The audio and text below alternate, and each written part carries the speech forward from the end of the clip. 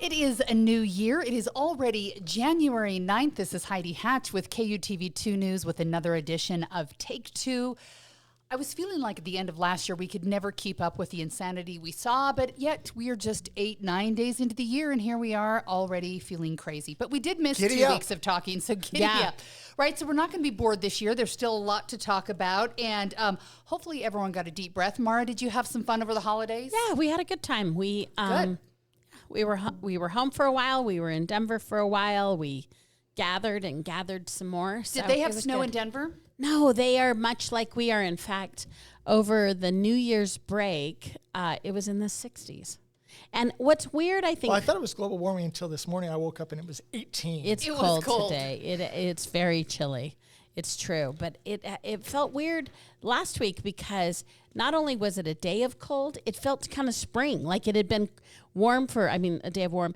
It was warm for so long that it was feeling like springtime, but we're out of that. Yeah, I have bulbs up in my yard. I had some of my bushes were blossoming. Out more on the lawn. Yes, my husband actually did like a week or so ago. It's been crazy. It's crazy. Yeah. Did you have fun with the kids, or are they all like, we're too grown up and cool for you? Out. So new grandbaby. Oh, new grandbaby on Christmas Day. He was 2 weeks old, and so the whole family was in town, and so it was all about the new grandbaby. That's our second. I love that. Then you can relive the Christmas fun all over again. I'm sort of at the awkward in-between stage where my son's 20, my daughter's 25. They flew in after the holiday, so once everybody was trying to get back to eating healthy and having schedules, we were just kind of lounging around and having a good time. So the Dougall household, we had fun. I love that. Babies make everything fun again. You've got grandkids that make it all fun again, too. We do have grandkids. They're prime. They're headed in. The oldest is 4. So that's our oldest is 4 as well. Yeah, they're good. That's where the fun is. So I'm going to have to wait a few years for that. My son actually realized that we were so boring that he left with a friend and took a road trip on Christmas Day. Oh, really? Because he's just like, if no one else is here, this is boring. I'm like, okay, we'll just do Christmas when your sister gets here. So it's kind of nice to celebrate off holiday because it's a little mellower. Yeah, we went to a movie one day. Nice. Nobody else was there, just us in the movie theater. That's so fun. Pick yourself an off holiday. You'll have Was all it kinds weird? of What movie? To have an in-law? I hate to say this outside. I am sort of used to the in-law already. My mom told us she had a movie she hated and we shouldn't watch it. But my son, over his road trip that he took with his friend over Christmas, went to movie theaters so they could have some place to not be in their van at night because they were living in a van. Yeah. So they saw all the movies but Eternity. So we went and saw Eternity, which my mom said, don't see it. It's terrible. I don't know it. I've never heard of it. I didn't know anything about it either. It was kind of interesting. It was weird. It's about when you die and then you have to pick your own eternity. It's sort of uncomfortable, sort of funny, sort of terrible. Would you recommend Pick your own adventure? I don't know. I kind of liked it. Maybe don't spend theater money on it, but when it's streaming someday, watch it, and then you can figure out what age you'd like to be when you die, and if you could pick out a pamphlet, where you'd go live forever. Oh, good to know. Okay. Yeah. Wow. So anyhow. Pick your own adventure. Pick your own adventure, which is really what it is. So, yeah, worked out nice. Okay, speaking of pick your own adventure, we've had a lot of that going on.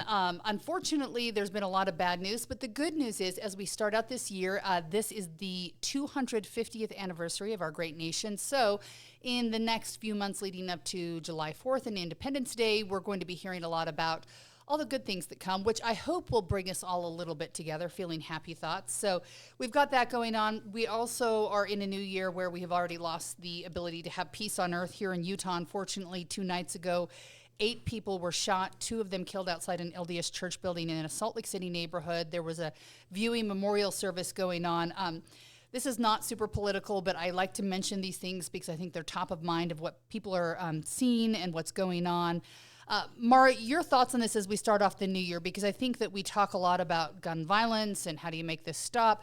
This is kind of new because it seems like it's probably gang related, which is a lot of people who were shot all at once, which isn't the norm. Yeah, I mean, I thought this was an interesting response. Watching the coverage of it was really interesting because at first, a lot of folks were calling it a mass shooting, which it's unfortunate in today's America. We need to differentiate between multiple people being killed and a mass shooting. And then there was some conflating it with some prior religious events, and it appears as though now this wasn't targeted at religion at all. Some people were like, was it inside? Was it outside? Yeah. And what I appreciate is that the chief held a press conference and held multiple press conferences. So I want to point out, I really appreciate that, because now we have a chief that will stand up, and I think that matters. They've been really broad and judicious about the specificity, and there could be good reason, right? I don't know that. But the one curious thing is that the police department has yet to confirm whether it's gang related, but all indications are that it is gang related. And I find that curious, because the one thing that they can do to calm the greater community is to say it wasn't a random act of violence. Violence is horrible. And when people die, that's horrible. And so we should be really concerned and empathetic in these families at a really vulnerable time. It's an unfortunate act of violence. For me, it always brings up that cycle of, when are we going to talk about access to weapons? When are we going to talk about our propensity towards violence? But in this instance, and as someone, interestingly, like if you've been, I was not in Salt Lake during the 80s. I was in part of the 90s, but Salt Lake has had times in which we have had quite a bit of gang violence. Yeah, my high school years, the early 90s, I remember gang violence was a big problem. Yeah, it was something that we thought about. I lived in Kearns in West Jordan, and it was something that was talked about. It was something that your parents worried about. I think I thought about it differently at the time than I do now, but yeah, it was definitely an issue. Which gang were you in? I was not in a gang, but you could see it around you, and you knew there was problems with it. I think that we weren't as tied into it because there wasn't social media, and I think there's always been a propensity not to talk about gangs, because if you talk about them, it gives them street cred. You don't want to say their names, which is, I think, part of the problem they're dealing with right now. This is not fact coming from police, but this is an interesting thing. I've talked to a lot of people in the Polynesian community. This was a Tongan ward in Salt Lake City where the memorial service was going on, trying to understand what would happen. No one ever wants to talk, and especially if there's anything gang related. When you see the videos and pictures inside, there was definite gang affiliation of people that were inside there. But this one woman I was speaking to said that the reason why it may not be specifically gang related and yet gang related is there were gang members from California and there were gang members from Utah. And apparently the gang members from Utah, from the people she spoke to, said they felt disrespected because people brought beer in and were swearing during this memorial service that had come from California. And the Utahns were like, we don't do that at our churches. That's disrespectful. Go outside. They went outside, and that's when it all happened, which might be why we're not hearing that it's specifically gang related, because it may not have been a specific gang shooting, but a fight over what can go on inside of a church, which confuses it all. Yeah, exactly. Well, and the sad thing, I heard one report that one of the people that was killed was trying to clean up their life and get their act together, if you will. The other one was just going out to get formula from the car for, a father of 10 or 11 kids going out just to get some food for the baby, and was, killed in the crossfire, I guess. Yeah, so we'll wait to see exactly what happens there. Unfortunately, after a late night, was that Wednesday night? Last night was Thursday night. There was another significant police presence up in Ogden where 2 people were shot. I'm hoping that we have that out of our collective system here in the state of Utah, and we can take a breath, because it feels like it just keeps coming right now, which is something we do not need. Also, if you pay any attention to politics, you know that we had a lot of newly elected municipal leaders sworn in this week. Did either of you attend any famous stars getting sworn in or supporting anyone, watching any of these? I didn't attend any, but I will always give a shout out to how much I love municipal elections. I think that they are where the rubber should hit the road.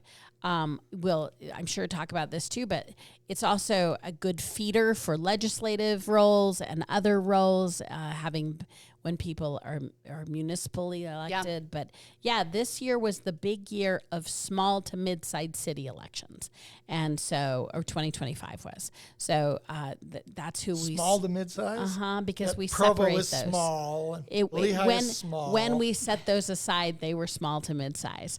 But that's the cycle that we set up for this municipal election. And I think it's exciting. We saw a lot of challengers. I really like that we're seeing what feels in 25, certainly looking ahead at 26, feels like more people are running. It feels like cool. that for sure to me, Yeah. which is kind of exciting. Were you a part of any of the swearing in or watching any of them as they changed? There were a lot of changeovers in Utah County. Yeah. I was really busy this week, so I didn't have the chance to attend any. But clearly down the mayor's race in Provo was the one that lots of folks were watching, and the challenger, Marcia Judkins won, so she'll leave the legislature and become mayor. You had the mayor of Lehigh, Mark Johnson, who was retiring, wrapped up his service as mayor, so Paul Binns got elected there. And there's some folks that are saying that's going to change between that election as well as those on the city council. Will change the direction of Lehigh some. We'll have to see what shakes out there. Clearly, Riverton was one. Trent Staggs, 12 years as mayor. Yeah, he had his farewell party, and then they had the swearing in. And the swearing in of the new folks coming in. So. Yeah, interesting stuff. And I think that, as Maura mentioned, that sometimes those municipal elections are launching for something else. We saw the Provo Mayor Kaufusi lost her election, but when you're looking at those who were filing to run, she's now filing to run for the county commission. So we're seeing a lot of people kind of get in and mix things up. There have been we have in Utah County, 2 of the commissioners are not running for re-election. Oh, they're not? Okay, so they're clear and seats. open seats. So that's probably a good opening for her and probably whoever else is running. Lots of others. Yeah, and I have a whole list here, but we can go over your favorites. There have been a few surprises along the way. Maura mentioned that more people are running, and it feels like it. And then there's also old blood getting back in, too. Rob Bishop is going to be running for a seat after Utah Rep Matthew Gwynn announced that he won't be seeking re-election. Is that old blood or well-seasoned blood? I guess all of the above blood, but it's kind of interesting because usually once you've reached a different pinnacle, you don't want to go back. So once you've been in Congress, going back to the legislature is an interesting move. Were you surprised to see that? Totally surprised, and I'm so interested in this. So I love that Rob Bishop is coming back. What I think it does for us is it has the possibility to break up or expand power dynamics within the Republican caucus. And I think that's a good thing. And so not only are you looking at a former House member, not only are you looking at his former Speaker of the House, but here is Rob Bishop's secret sauce. Rob Bishop was the parliamentarian in the State House. And when he moved to Congress, I think his aspiration were ultimately to be the parliamentarian. If we can recall, he was a government teacher in high school. This guy knows the rules of order backwards and forwards.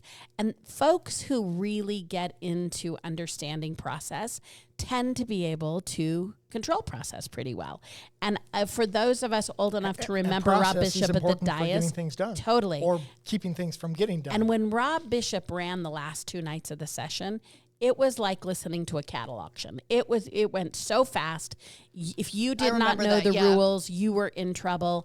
And he clearly is at a new phase, right? I'm sure he has an agenda, but he's coming back with he wants to stay loads busy. Of experience. And I think he will be, I hope, I'm knocking on wood here, a really positive disruptor, because you're getting someone who's coming in. It's not that he's been an elected official before. It's that he's been the parliamentarian that makes me hopeful that he will be a disruptor of the Republican caucus. And I say that in a positive way, that they would be better off if they were not so disciplined. They would be better off if there was a little more mashing up of the highest and best idea. I think that would serve them better.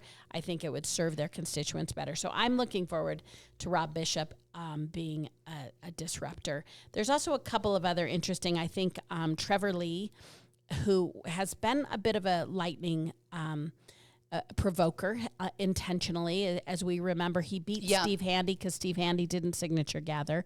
He's got an opponent, Bob Stevenson, who's coming off of being the county commissioner like now, and has been elected by these people a couple of times as commissioner. So it'll just be interesting. And both of them are Congress. Right. And so you've got some name ID there. You've got some generational voting for him. I think that's really interesting.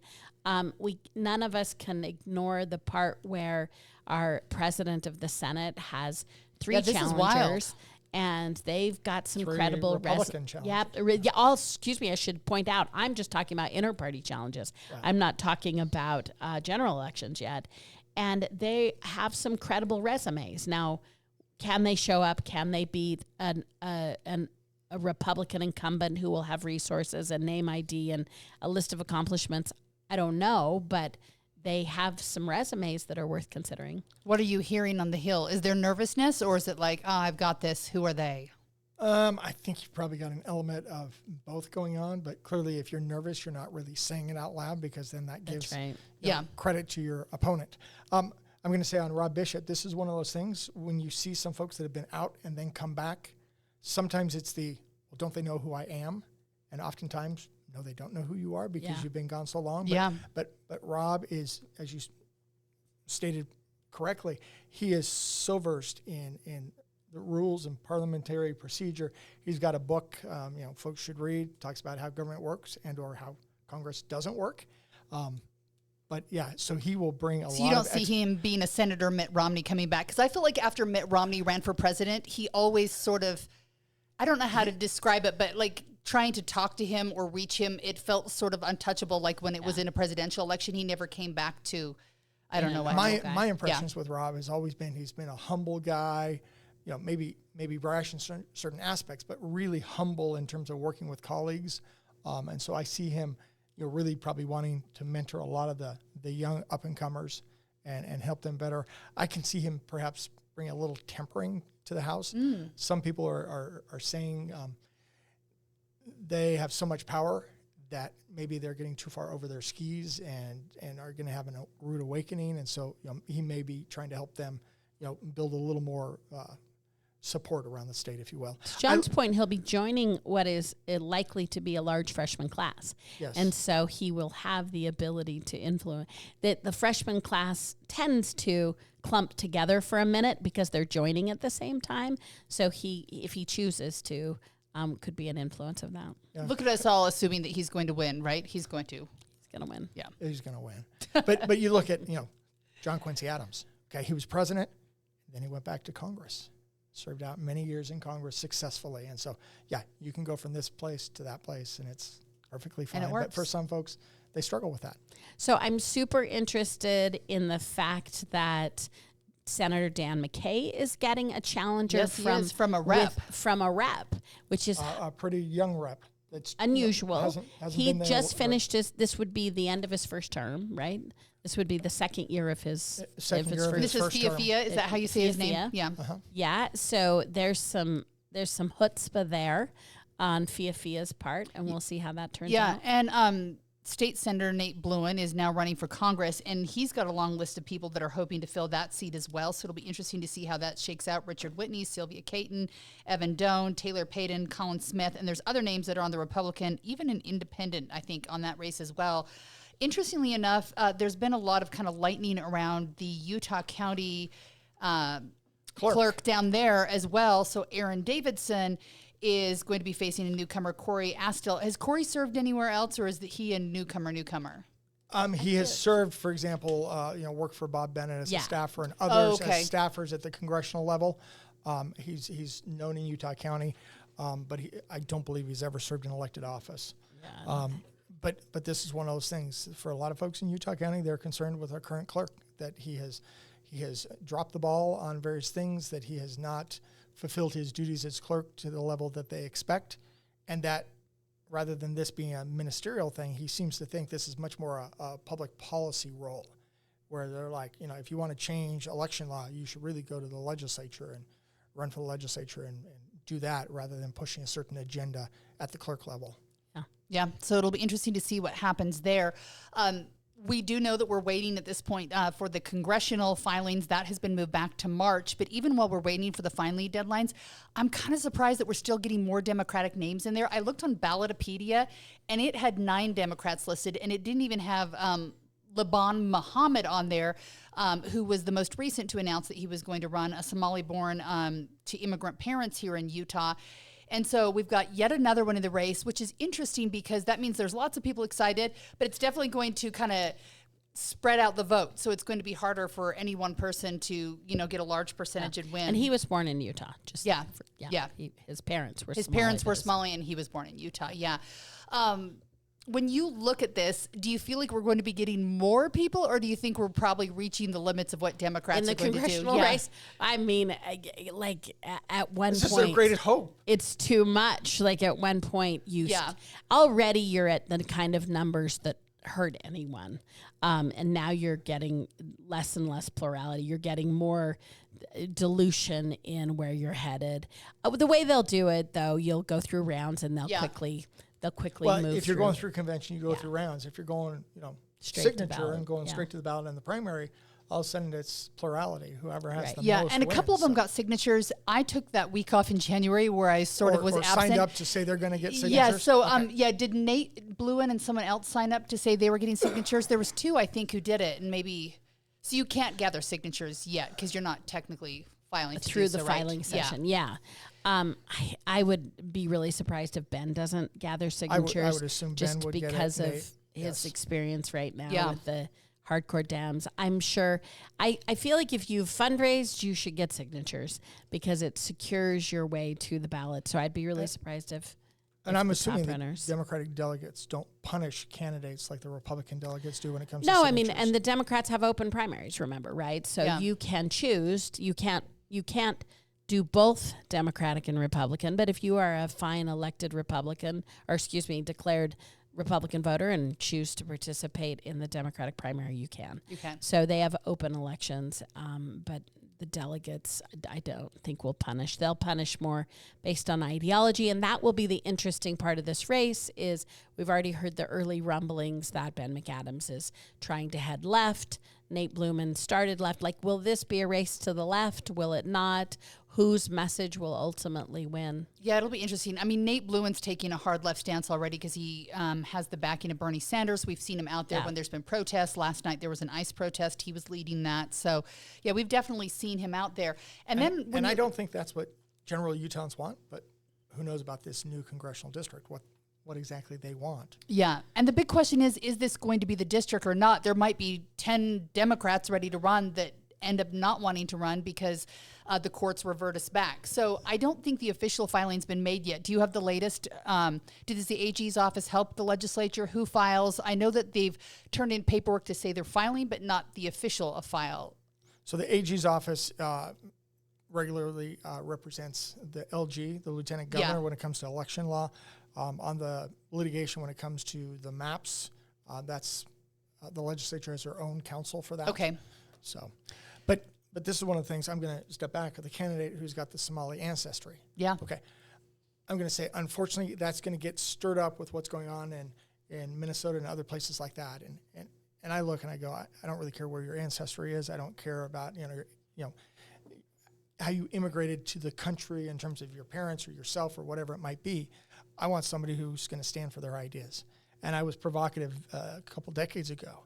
I said I would rather vote for Kurt Oda, a Buddhist, than a whole bunch of these Christians over here that are so liberal that I can't stand their policies. And for some folks, it's like, you would pick a Buddhist over a Christian? Well, yes, because I'm looking at their political positions. I am not looking at their religion when I vote. And so this is where you need to look at the ideas and the strengths and the talent of the candidates and not their have good debates not and their good ancestry. ideas. Yeah. And in this candidate, on behalf of this candidate, who I don't personally know, when he announced on his credibility, his track record, his agenda, one of which is sort of very pro-social media.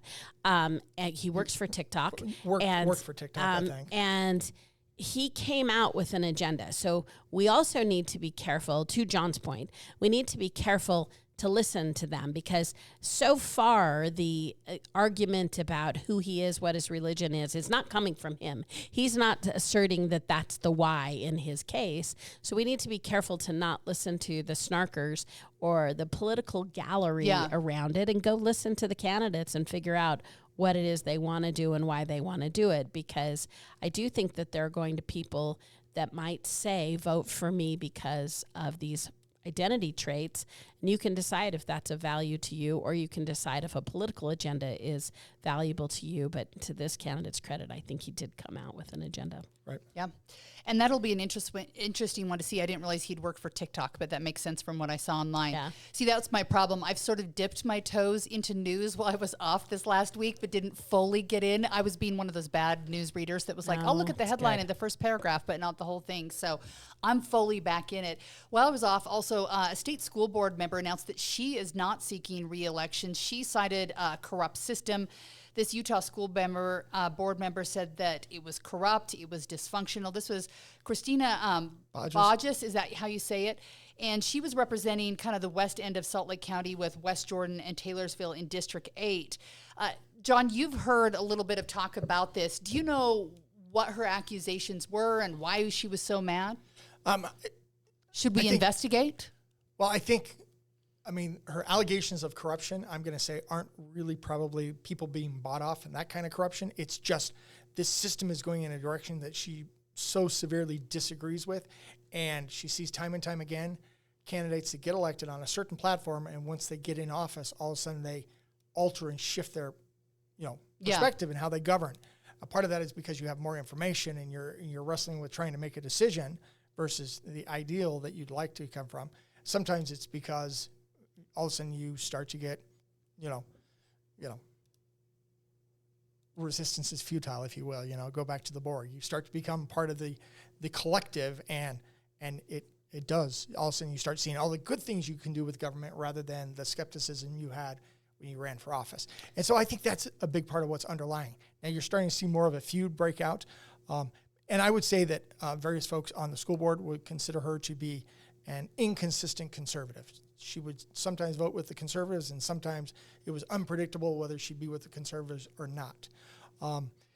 You're seeing a little bit of a feud kick up. Another member of the state school board, Cole Kelly, called her out and basically said, if this is how you feel, you should resign and have the Republican Party replace you, because you will be corrupted and you will be, hypocritical to continue to serve. And then please show me how I've been bought off. Provide the proof of, where you think I've been corrupt. Yeah. But this is one of those things on a state school board is also a very difficult position, because you don't get to really set education policy. The legislature sets it. Federal government in some cases sets it, and you're basically responding to it. And it's a very difficult ship to move, not only the state office, but also all the local school districts and charter schools, and trying to steer where we're going to go with public policy on public education. And I think we find that with people who run for any office. I think a lot of people, when they run for Congress, you hear what they're going to do and how they're going to change the world, and then they get there and realize that they are one person of a large body and that they have to work with other people to get things accomplished. Yeah. I mean, it does feel like, I don't know this person, and I don't know the circumstances very well, but it does feel, I feel like I always take it as a cheap shot when you're headed out the door and you use the royal they, and they're like, they're corrupt and the system is horrible. No specifics. And so I agree. Like, be specific, make the accusations, make it a better place on the way out if you're going to, but making things a better place is or being specific about the reforms you want and the expectations that are not being met. And this felt like a little bit of royal they stink. Well, and in this, numbers is the first thing you learn about, how to count votes. And you got to have 8 votes on the state school board to get something done. And if you're 1 or 2 votes, you're going to be frustrated time and time and time again. And to get all 8, you're probably not going to get exactly what you want. All about addition. Yeah. So we'll be watching to see what changes there in the coming days as well. The Utah legislature is getting ready to go back in session. There's a lot of meetings going on right now, and we're watching that as well. The legislative leadership, that is both a threat and a promise. And the GOP is laying out their priorities. I thought there was a great article the Des News put out talking about some of those priorities and what they mean to people. Republicans are really talking to voters right now on things they care about and worrying about how much you're paying in taxes, and can you afford a house, and can you afford your family, and whether you're having kids, gas taxes, all of those tough questions. And so I think they'll try to tackle them. I'm sure you can't just solve everything in the legislature and make people instantly start having more babies and make everyone feel better. But I think there are some interesting things out there. Speaker Schultz has been in here before talking about getting rid of part of the gas tax, which would automatically bring down our prices about 20 or 30 cents. It's a tax that we pay right now. The legislature looking to shift that burden to the refineries instead. I don't know any refinery owners, so I feel fine about that, but obviously it'll be something debated on the Hill. Maura, anything that stands out to you as you're looking at what their priorities are, and if it's big talk that'll make very little difference to us at home, or where you see something that'll be, okay, we feel the difference, it makes a difference, we like it a lot?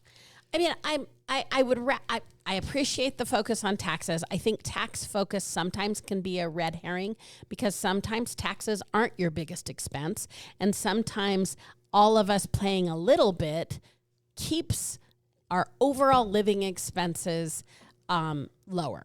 So I would just be wary. But mine also, are lower when you pay. Exactly.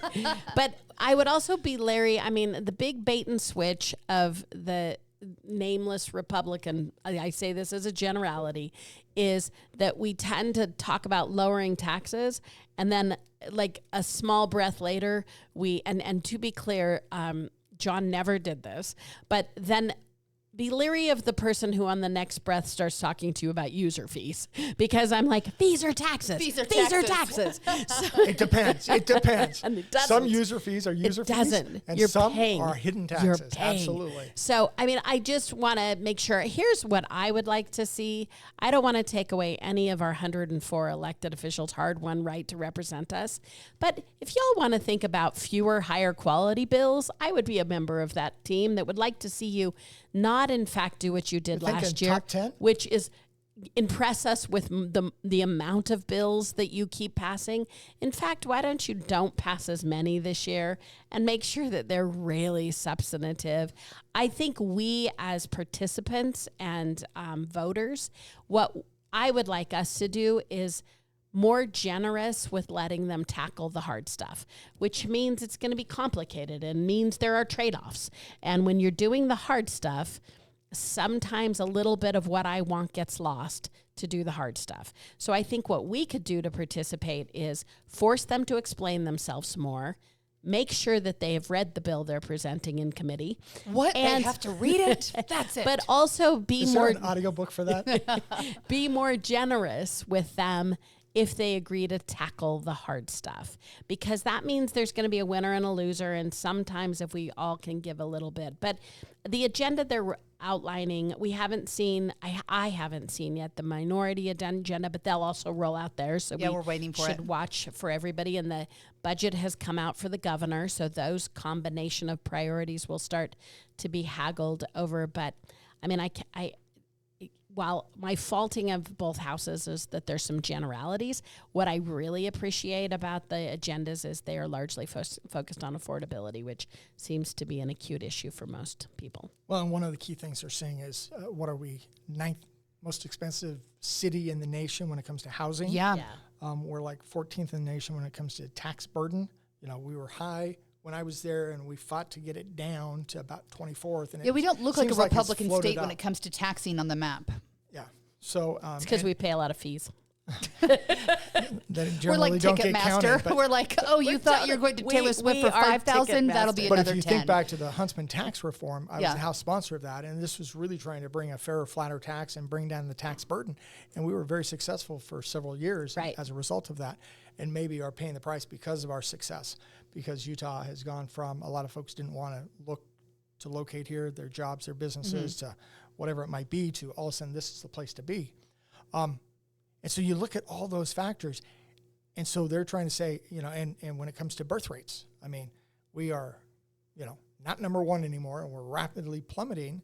And some speculation is that because of the cost of living and providing for your family? So they're looking to say, how do we help? How do we solve this? When it comes to tax policy, one of the key things I tell folks is you don't want to pass tax policy with the barest majority vote. Yeah. You want staying power. You want something. So when we passed the Huntsman tax reform, that was unanimous. That was going to last. This was not something that the next session or the next term somebody was going to overturn. This had staying power, and that's important for business because it gives predictability where we're going as a state. When it comes to, you know, they want to reduce the tax burden on housing, but they want to increase the exemption on your primary residence. And some of this, from my perspective, is a game. If you live in a bedroom community and we give you a greater exemption, but everybody gets the exemption, then, you know, you're pretending like you actually gave a tax break. I would love for them to look to say, how do we actually take services off the property tax and truly reduce the property tax? But to Maura's point, the property tax for most folks is not their highest tax. Yeah. The sales tax is the highest tax. And most folks have no idea what they pay on the sales tax because they're nickeled and dimed every transaction. It's a little bit here, a little bit there. They have no idea that the highest tax. Or Yeah, the I was heaviest buying burden some they pay. clearance dresses online, and I was like, okay, that's not terrible. And then when I hit like checkout and all the taxes went on, I was like, wait. It's one of the that's worst not hidden fees, Yeah, isn't it it? was Junk not the fees. best deal, I I thought. also, for the first time, was buying something online, and it asked me to indicate where my zip code was because they were adding an additional sales tax because of my geographic area, which I had never had happen before. Oh, yeah. If you look, Right. I mean, if you have the zoo, arts, and parks, let's Yeah. suppose you're in Draper. Are you in Yeah. the Salt Lake County piece or the Utah County piece? Because if you're in the Salt Lake County piece, your tax is higher Yeah. because of certain aspects Yeah. versus It's not because of Zap, though. in some areas. Oh, my gosh. I- It's I- 1/10 of 1% over No, 10 but years. I share the It's same zip incremental. code as American Fork, and Right. they have the Zap. And Well, I'm going to start and we do looking not, up so it what depends. zip code in Salt Lake County I can type in that It was doesn't have. it was a Salt Lake City thing. Is it I'll just shout it interesting? out. It was Okay. a Salt Lake City. It was a city tax. But Well, that I- liberal tax and spend. No, yeah, Well, we're it was trying to it pay was for an liberal tax entertainment and district right spenders. now. Yeah, so it was us piling on, and we all know how. I mean, we are going bunker nuts. So it was a city tax. I just never had anyone yet in my online purchasing history to say that. So, and I do love what John said who about. are you shopping? Because a lot of these, like Amazon, they really know down to. I know. your I was really impressed fraction with of Maura zip is code. a I was great impressed. local I- shopper, though. Like I she is usually like do a shop niche. local. But I also love what you said about if we are going to do tax reform, I think I hope we're done with the days of I'll just cut down here and here and here to make it appear. If we want to do tax reform, what I would look for is how the Huntsman tax reform happened. It was a long, open process, and it was Very open, multiple years. it was about seeking total consensus and best practice. And so if it's ready to do that, let's do that The again. economists teased me that I made him run 3,000 iterations of different Right. policies as I got feedback from my colleagues Yeah. and from the public. It was not a political experience, which is a credit statement. And so if that's where we are, I hope we do that instead of just gear up for an election year where Yeah. we're pretending. And it's something we have to think about. I'm thinking about this because I just spent like a week solid with my kids hanging out where we weren't doing much of anything other than hanging out. And the conversation went back to housing prices more often than I thought they would, because when I was that age, I don't know that I was thinking about it, but I think we all grew up in a generation where you kind of had kids and you YOLO'd it and somehow you figured out if you'd have enough money and you could buy a house. But our kids are really thinking, can I ever afford a house, and what city can I do it in? And so it's... This is your son that was living in a van over Oh, Christmas? not my son. He's not thinking of that yet. But my daughter, who's 25, and her husband, yes. who's 27, and they're applying to grad schools right now. And the difference of where you go to grad school, exponentially changes how much money you need to survive and where you're going. And so, I mean, it's We're trying to recruit considerations. Yeah. folks, and they're in Indianapolis, and it's, hey, Salt Lake's twice as expensive as out here, so can't afford to go out. Yeah. And so I think it's hard decisions that our kids are making. And so I think these tax things that I think sometimes the older generations are listening to, I think that more of the younger generation are listening because they think they know what matters. They've got to figure out if they can afford, and can they have kids? Can they afford a house? All those difficult questions. Then throw in college debt. College debt, all of that to go with it too. So I'm just going to mention this really quickly, but one of the things we're already talking about is a possibility of banning cell phone use bell to bell in schools. In the last legislative session, we saw a rollback for where schools kind of got to make those choices as to whether the kids could have them during class or in breaks. There have been some studies showing success in that. Other states in Florida have seen where they totally got rid of I think it was Florida, where they totally got rid of them in some of their school districts, showing more success. So it looks like this is something the governor's serious about. Maura, is this something that we'll see happen, or is this just a bridge too far to completely take away all cell phone rights? I think the governor's really serious about it, so it'll give it some traction. Here's my position. I conscientiously feel like I'm channeling, but in my defense, I think it's old school Republicanism. But Boomer. I know. I will say I like the idea of bell to bell. I think it's great. What I don't want to see, though, is I do think local control is the best. So I trust our schools. I'm going to go off on the rare platform in which I trust our teachers. I trust our schools. I trust that they went to college and learned this. And I'm a little tired of the state telling teachers what to do. But I also believe that state laws give teachers some coverage, and they can say, There's a different we've bad got guy. to do it. Oh, the legislature. Yeah, what do you do with those guys? So I think as a philosophy, it's really good. I think we lived and survived for a long time without cell phones in our hand. I think it would be good to break this next generation. I did see, this is a little unrelated, but I saw a study that showed that we peaked our social media behavior in 2022, and that they're seeing a decline. This is my 2026 optimistic moment. This article asserted that they believe that we are slightly weaning ourselves, that we are starting the decline, not the incline. It won't be that it won't matter, but that we've stopped our dependence and we're headed away from this dependence on we're bored. We're looking for something That's a good sign. I think that's a great sign, but if we could stop the cycle with this generation of feeling like they had to have their phone. But I just hate the state telling all the school districts what they have to do. Do you want to be a Republican making more rules, John?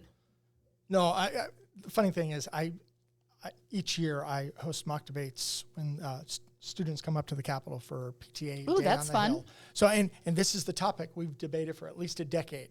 Fun. And it's back and forth, and it's trying to help them understand the nuance and challenges of trying to find consensus on a topic. Well, they all want phones in schools because they're kids and that's their thing. There's a lot of disagreement about where the rules should be set in the classroom, or at the school level, or at the district level, or at the state level, and who at the state level, and all these kind of nuances. Because some will say it should be in the teacher. Each teacher should decide.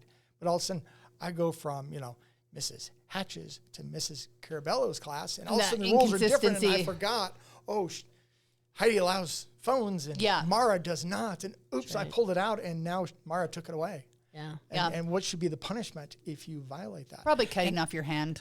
And while I personally love the idea of we're too dependent on phones and to not have them during class, there's going to be a lot of parents that are going to say, I expect my kid to have that.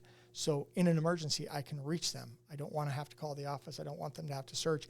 If there's some type of active shooter, or heaven forbid, whatever it might be, I want to be able to have my kid call home and give me a status update. Yeah, as a parent, I'm part of the problem now, too, because I want my kids in class learning and doing what they're supposed to be doing. But even with a college student right now, sometimes I have a question because I'm trying to figure something out, and I text him, and I want to get done what I'm getting done, and I want him to answer me while he's in class and tell me the answer to my question, because we've become dependent on, tell me what the answer is. Do what I did, which was raise less responsive children. Ooh, I like that. My children are not They'll that just ignore you. responsive. They're like, whatever. Okay, fine. Yeah, it's an interesting question. I hear in Utah there's a philosophy that if 3 or more districts want to ban something, that you could get rid of it statewide, just like we do our books. Ooh, it's like daylight saving if we just get a few other states to go along with us. There you go, but I would rather have the local control. But banning the books? Oh, yeah, let's talk about that. Yeah, hey, here's something anecdotal, which is interesting. There wasn't a formal study, but someone asked teachers what was more annoying to them in class, whether it was cell phones or something else. Teachers overwhelmingly said the water bottles that kids carry around now. Yeah, because they said that kids are always drinking them and they're always dropping them. And so there's like metal bottles clanking. Clank, clank, clank. But when you think about it, I've got my water in the podcast room right now. It is hot in here. We need our water. But we used to go an entire day without a water bottle. No air conditioning here. We did not have cell phones. We didn't have it. You had to wait between classes, and sometimes it'd be a few classes. You'd go to the drinking fountain. But teachers say that they just want kids to just please stop bringing their stupid bottles to class. So. I get that. Yeah. They're big, too. They are really big. I mean, the kids are apparently hydrated well. I'm assuming you guys are from my generation where you had the big curly cord on the phone at home that you dragged down the hallway and into your room. We didn't have a cord this long renaissance, though, where people are buying their kids landlines again. They are. I'm thinking that's a good thing. I know. I think I would do that. If I had a 10-year-old, I'd get him a landline. For sure. Plus, they look kind of fun, right? Yeah. Yeah, I like it a lot. Little Mickey Mouse phone. Yeah. Walking around, yelling, you pick it up, you tell people to get off. Those were good times. Those were good times. I was telling my kids the other day that they just don't know the rush that we had as kids. When the phone rang, now you're always like, ugh, I'm going to ignore that. But you had to answer because you're like, what if it was the cute boy? That's right. What if it was someone offering you $1 million? Did they want your parents? Was it someone calling to give you an assignment? You never knew, and it was just this adrenaline. Who's on the other line? We got to answer. You can't leave it alone. And they just never knew that. So... yeah. No, those days are gone, as are the pick up the mail days. Remember when you were really like, I wonder what's in the mail. Now I'll go through a couple days and be like, has anyone picked up the mail? I know. At Christmas, I like to get my cards, but other than that, every once in a while. The mailbox, the garbage can, and then the couch, so I can dispose all. At one time, because it's almost all on the junk same mail. trip. You don't want to throw it all away, though. I got a surprise gift card. I don't know why, because insurance, you're always paying them $1 bazillion, and then they send you another letter to say you didn't pay the full bazillion and you owe them more. I got a $25 gift card kickback for making a good health choice. What that health choice was, I don't know, because I'd like to repeat for another $25 It was that water gift card. bottle. It might have been. So thanks, insurance company.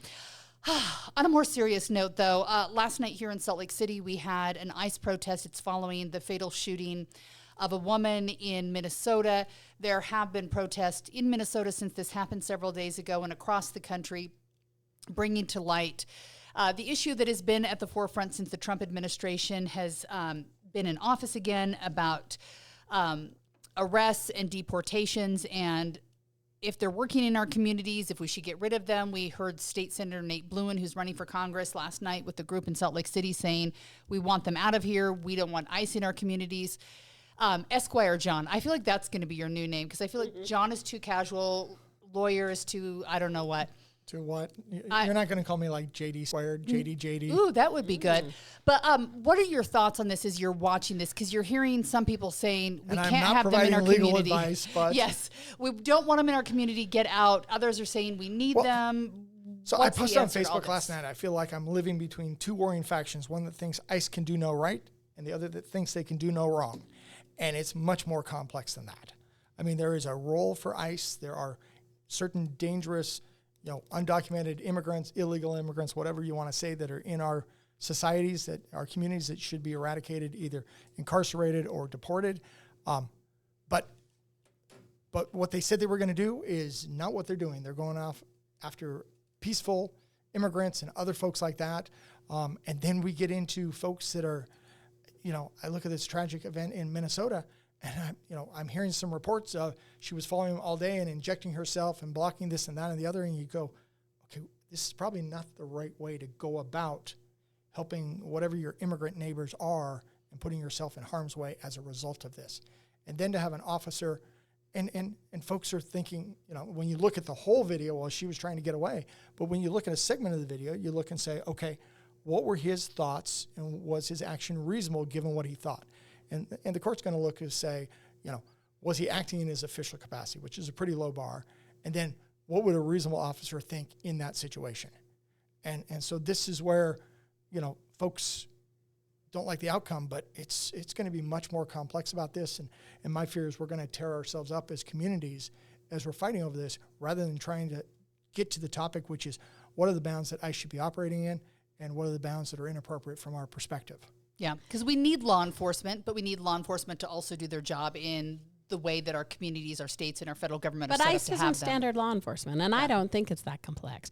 I think ICE is operating with impunity, and I think they're being encouraged. In every case? In all the cases that require a fatality when there is no act of aggression. The use of force standard at ICE is pretty clear, actually. It's much more clear than other agencies. DEA has a complex standard of engagement, as they should. SWAT has a complex standard of engagement, as they should. ICE does not actually have a complex standard of engagement. And if the standard is being an idiot in America requires that law enforcement kill you, no. Like, that's what we're looking at. Let's say she did follow him around all day. Let's say she thought bad things. Let's say she was a total jerk. Let's say she was annoying. Let's say she was anti-ICE. Let's say all those things. Let's say she was driving a car right at him. No, but she well, yes, wasn't. Yeah, I mean, that's got to be part of the fact that you discuss. But that's not the standard that he was under for using fatal. A car aimed at you at the time you pull your service weapon. A judge will decide that. Yeah, but I'm just saying that's the factor. Yeah, no, it wasn't aimed. She was going less than 20 miles an hour. The judge will decide that. But it is not a standard in ICE encroachment. There is no reason. The de-escalation factor with police to shoot another American has to be held at a standard. And for a conservative group of people who over and over preach to me the sanctity of life. And then they're like, well, yeah, but if I'm going after potentially a criminal element, I should be able to shoot whoever's in my way, is a ridiculous assertion and lacks some familiarity, again, with what is a clear standard of engagement for ICE. So if you put this in front of a judge and a judge says he acted appropriately under the circumstances, I'll disagree with the judge, and I will say that no, I'll say that the law is the law, which I have lived by over and over again. And you know it well. But I will tell you that the standard for engagement for ICE is different. What is their standard? I was trying to find the pull up, but it is something like it has to be a direct threat. Like he was not, yes, she was in a vehicle. He could have moved away. Like it's a lower standard than even an engagement on a direct confrontation. There are very little reasons for ICE to be in direct confrontation, with the exception of the fact that the highest law enforcement officer in our country, the president, has said be really aggressive about this. And I mean, remember, most of the infractions. Since when has he been the highest law enforcement officer? Please don't go down that path. He's acting that way. Are you suggesting that's not who Trump thinks he is? Please don't. I hope we don't think of him as the top law enforcement officer. He thinks of himself that way. Well, I'm sure he's directing ICE, and ICE is now a law enforcement, an arm of the law enforcement. They're not supposed to be wearing police insignia. They are. They're not supposed to be armed with jackets and full riot gear, and they are. And we're not doing anything until we as Americans say, hey, listen, you can repeat over and over that our crime and our drug problems are caused by people who don't live in America, but that's not true. Our drug consumption is caused by us wanting drugs. Our gang violence is caused by the fact that we are addicted to violence right now, and we want our guns. And we keep pretending that there's external boogeymen who are coming into our country and making us the way that we are, and we excuse our behavior. But I just think there is no role to outsize the response to criminal elements that do exist in our country. So is there a role for ICE at all? Yeah, but the role has been defined over the terms of ICE. We've just ramped up ICE. You've heard ICE say we can do just about anything we want. I've sat in the room with ICE representatives from Utah going, well, tell us what you need, boys, because we got a blank check here. Right. And like I said, there are certain appropriate roles that they perform, and there's certain things where they've overstepped. But like we blew past those doors a long time ago. And one thing I think is important to look at when you take a step back from this and people are looking at the videos, you have to think that these people who are going to protest, I don't think any of them are leaving their house that day thinking, I'm going to run over and kill or do whatever you're going to do to an ICE officer. And at the same time, I don't think any of our law enforcement officers, when you're talking local, state, federal, are leaving their house hoping to fire their gun. I don't think any of them want somebody's life on their hands as well when you talk to police officers or what comes with it. I mean, they're sidelined now. But Heidi, I am now going to differentiate between ICE's charge and officers. And I don't think right now, I'm not suggesting individual members of ICE, but I do think that the current zeitgeist and the directives that officers who are acting and working for ICE are different. I do have a different trust factor. I frankly don't trust ICE officials right now. I don't think their directives are in the best interest of the most people. I do not believe that of most law enforcement. And I think most law enforcement are trying to operate in the best interest. But I think expressly what ICE has said, expressly what their leadership has said, should make us leery. And the reason we should be leery is it's our responsibility. It's not just theirs. This is a mutuality. This is an agreement of who we want protecting us. Because I do think absolutely there are members of ICE who are good people. I'm not trying to indict everybody. But when we see something we don't like, we are a part of the conversation. And right now, I do not think leadership in this country on ICE is going the direction that's in the best interest of Americans. Well, I don't think that's a political statement. I'm not trying to make a Republican Democrat statement. Where I come from is for those immigrants, you're peaceful, you want to work, live, have a better life, you provide for yourself, I welcome you. Come on to America. I mean, live the American dream. If you're going to be a criminal element, if you're going to live on the dole, hey, we got enough people doing that. You know, stay home. And so this is the thing. But when I look at, the president's words these days, he doesn't seem to differentiate between those immigrants that are here legally, that are living peaceably, that are, productive members of our society in general when he comes talking about certain things, especially when it's related with ICE. It's like, okay, there's immigrants, they're bad, and there's citizens, they're good, and forgetting about those immigrants that are in between there. And then at the same time, he will then flip over and talk about the battery plant where ICE raided to say they shouldn't have raided that. And we need these immigrants that are working to build this plant because of the skills that they have that American workers don't have. And so there's a certain inconsistency at the top of our, government that doesn't seem to articulate some of the nuance And if you're that most Americans support when it comes to immigration. If you're a conservative, staffing up a fully loaded member of law enforcement is not an efficient way to use your taxes to go after a handful of criminals. Or let's even say it's a big handful, an X number of criminals. That's often not the most expedient way to use your taxpayer money. And I will also just point out that fewer immigrants commit crimes than Americans. So we keep perpetuating a dialogue as though immigrants and crime are related. They aren't. There are immigrants who are criminals, and we should go after them. There are Americans that are criminals. We should go after them. But criminals, Americans commit crime at a higher rate than immigrants commit crime. And one of the other things is, as Maura knows, it takes effort to train up law enforcement. This is why we don't have our military do law enforcement activities typically, because they're not trained to engage in those kind of, incidents and situations. They work differently. I just want to let you know that I think last year I mentioned that I was working to get a sit-down interview with our ICE offices here in Utah. We had an ICE director that was new after our delegation went to the White House and asked for a new one. We now have a new one after that new one and is now in office. I'm working to get that to happen. Unfortunately, the government shutdown made it so I was unable to do that. Then the holidays came. So I'm going to take that seriously and work to make sure we get that interview, because I think there's a lot of questions from all sides that people have that they'd like to have answered as how it works in Utah. We are now to the point where at lightning round, there's some other serious things going on. So I just want to mention these really quickly. This already feels like 2 years ago, but Venezuelan President Nicolas Maduro was captured and he has been brought back to the United States.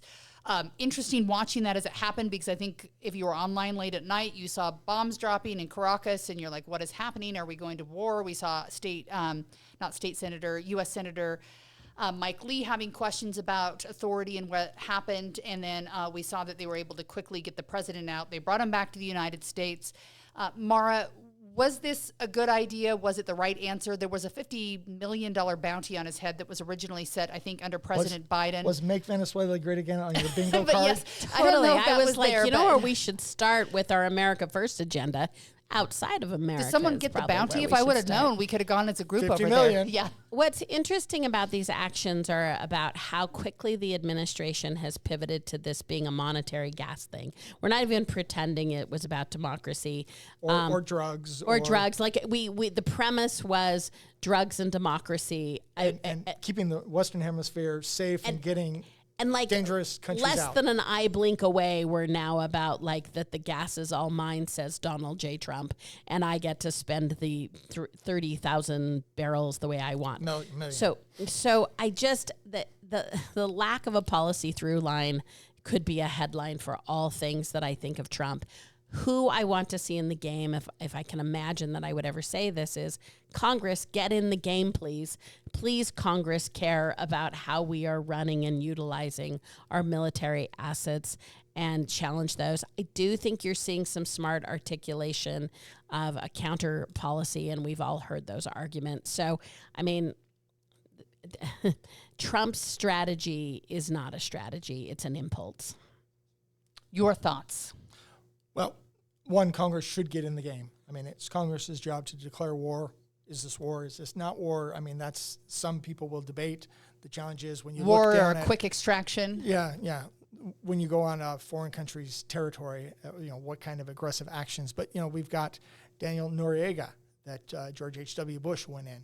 Now, there we had the parliament, actually declare war against the U.S., and they killed I think it was a U.S. Marine. Yeah. So therefore, we had a lot more justification to go in there and take him out, even though it was still considered a law enforcement activity. But with that precedence, I think a court would probably side with President Trump and say, yeah, it's legal and it's okay what he did, but Congress needs to step in and redefine where are the lines. But presidents have been fighting over this. You go back to Nixon. Okay, where are the lines of when does the president need to report to Congress? What kind of time frame does he need to report? What individuals in Congress does he report to? So forth. Just because it's a law enforcement activity, I still think in this kind of situation, you got to report to Congress. Yeah. So it's also a really interesting indication of how heavily Floridian politics are playing in to the politics of the White House. And I think with the influence of Marco Rubio and Susie Wiles, it's an interesting, because this particular triangle is very Florida politics. Cuba. Very close to Cuba, Cuba, the trade routes in general, the economic through lines and what do we do with that? The notion of it being hemispheric is very much tied to the economies of that part of America. Don't forget that Hispanic country called Greenland. Yeah. And we do run U.S. South Central Command out of Miami. So it's something interesting. That's interesting watching. Really quickly, I do want to mention that we're watching Iran, although we can't watch closely because the internet's been shut down. But there are some huge protests in the streets that I don't know that we've seen for decades there. So what will come of that, I do not know. Trump, though, is ready to get his pen out and maybe write some checks to some Greenland, because Greenland is cold. I keep getting it confused in my head. They want to confuse folks back. It's part of the history. So Greenland, is this a good idea? Do we need Greenland? I think Greenland is critical to our national security. I think presidents for, many generations have said that. But there's a way to go about it, and there's not a way to go about it. And threatening that you're going to go invade Greenland and, quote unquote, essentially go to war with Denmark, I think is foolishness. Continuing to partner with them and figure out the best ways that we can use that location for national security, let's do that. Let's be good neighbors. Let's be good partners in the world. Let's not be aggressive. But what if we could just buy it? Greenland is a strategic priority for America, and that's why America has decided to have a great relationship with Denmark and Greenland prior to this administration, who has decided to alienate people. I mean, this is just him being really bad at this strategy, because it was not an area where we were vulnerable prior, and now we're very vulnerable. And lest we forget, when we speak of these areas, we should be speaking of the United Nations. Because if we get aggressive, all of our allies will have to, via the pact that we led with each other, they will have to oppose us. And not only will they need to, they should. And so this is just really weird play on his part. I can't imagine. I mean, these are my famous last words with Trump on every step he takes. All right, I'm going to write this down. But I can't imagine you could escalate this because of how profoundly unneeded, unnecessary, and silly it is. I think this is about much more than just writing a check. Yeah. And last but not least, would the U.S. sell Alaska to Russia? Interesting question. We don't have time to go over this, but I'm going to link the article if you want to read it. But President Trump did a sit down with the New York Times, and he said that his global power was limited only by his own morality. Are all presidents really limited in that way? Because you kind of do what you want until somebody... I think he said out loud what many presidents or most presidents think. They've got so much power, and they push the envelope. I think he just said it out loud. I think Trump's approval ratings are in the low 30s. I haven't looked lately. That's not great. That's not great at all. No. Not after your first year. People still want their eggs to be affordable. They want their gas to be affordable. You want to be able to buy a house. So maybe the focus will shift in the new year. Maybe you should keep your narcissism under a bushel. Under a bushel. Isn't that the biblical phrase? I'm pretty sure how that biblical phrase goes. Oh, yes. And I do need to note that last time we were together, I don't know who we were talking to. Senator Dan McCay told me to watch Pluribus. Have you guys watched that? I haven't. I started watching. Too weird for me. Don't think I'm going to finish it. But finally, Netflix has the great show that just came out a couple of years ago, West Wing, that I'm finally watching because I never had cable when it was on back in the day. Are you enjoying President Bartlett? I love President Bartlett, and I've been watching it late at night when I'm trying to go to sleep, and I'm like, oh, there's too many episodes. I could keep staying up late for years. He's way too liberal. Yeah, well... But he writes a good speech. I think the fun part of the show is President it's just kind of fun watching what the inner workings are of politics behind the scenes, which is fun. So I think it was pretty, as dramas go, it was pretty accurate. I, of course, would have voted for Jed. anytime you wanted. You me would to. have. Sure. Yeah. So anyhow, it's fun to watch, especially I think when you look at what politics are now, it feels ancient because they're answering their pagers instead And of simple, doesn't it? Like they're Yes. talking about the problems, and the problems are 3 days apart because Yeah. we didn't have social media. And I'm like, oh, wasn't that? I know. I feel like it's the sweet 1800s. time. It does. I didn't feel like it was How going to feel charming. that old, but it does feel like old and charming. It does. Yeah. So anyhow, it's nice So nostalgia. you're watching Golden Girls at the same time. Basically, yes. So that's what Reliving. that's what I'm watching. So thank you for being here. Anything you want people to pay attention to in the next couple of weeks, where all of a sudden we start getting bill after bill after bill coming our way? Next couple of weeks, yeah, we're two weeks off, less than 2 weeks off from the session. Mm-hmm. People are filing bills. They're starting to get a little rowdy. Website is le.utah.gov, as in legislature. Yeah. le.utah.gov. You can go track things. Trackable. Don't try and track everything. For most folks, pick a topic, pick an area you're interested in. Yeah, and make it specific, or you'll get way too many alerts. Do either of you have a dog in the fight we should know about? Okay, I'm gonna jinx it. This is like declaring it. No. I have no dog in the fight. I mean, I'm sure we're tracking some stuff, but right now we Yeah. don't.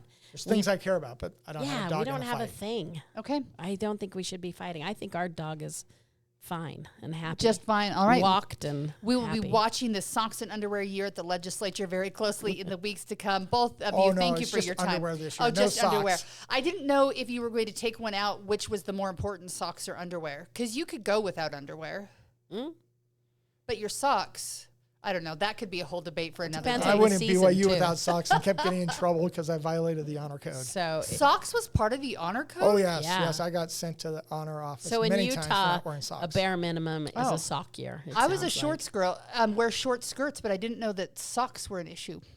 for at least guys. Wow. All right. I learned something I'm new. a little older than you two. I always walk away from this podcast with a new fact in my brain, and that was it. Thank you so much for being part of the conversation, and we will be back again next week. Socks? Seriously? Yes, ma'am. Socks.